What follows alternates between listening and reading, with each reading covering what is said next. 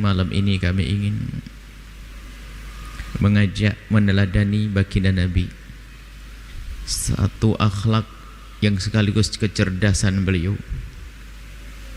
kecerdasan di dalam menciptakan perdamaian.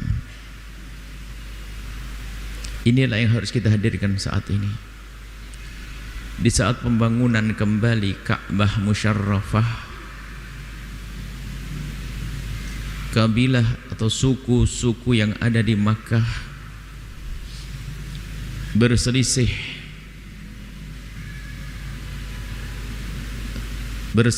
faham, berebut untuk bisa menjadi orang yang meletakkan Hajar Aswad kembali. Dan itu akan dicatat sejarah, sebuah kebanggaan.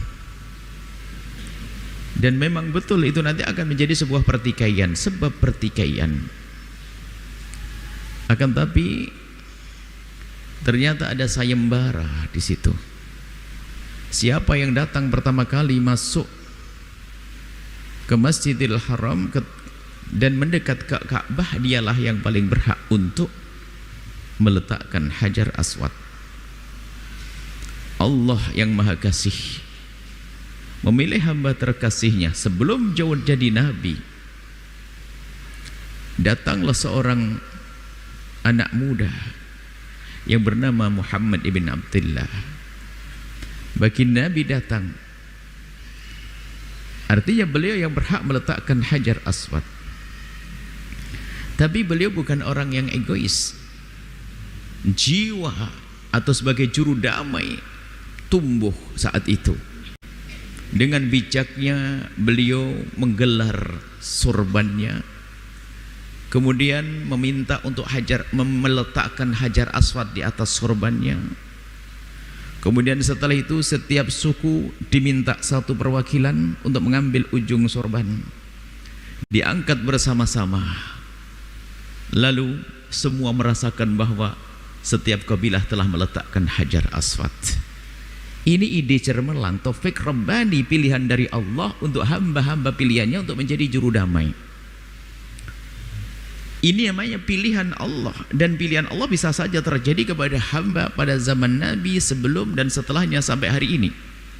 Jadi ada hamba Allah yang memang Allah hadirkan di muka bumi, sepak terjangnya adalah sebagai juru damai. Sepak terjangnya juru damai.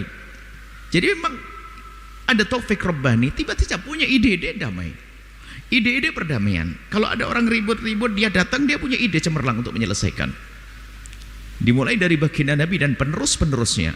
Maka penerus baginda Nabi, para ulama, para sahabat, ulama dari para sahabat, ulama dari para tabi'in, ulama dari tabi'in sampai hari ini, maka punya ciri khas adalah sebagai juru damai.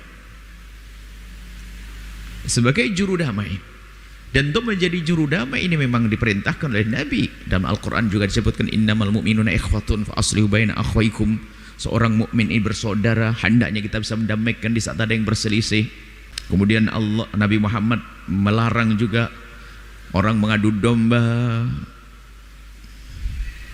La yadkhul jannata qattat, la yadkhul jannata qattat. Qattat itu adalah orang yang namam, pengadu domba. Qattat sama namam sama. Tidak masuk surga orang yang hidupnya ngadu domba. Jangan lupa berselawat kepada baginda Nabi Muhammad sallallahu alaihi wa alihi wa sahbihi wasallam.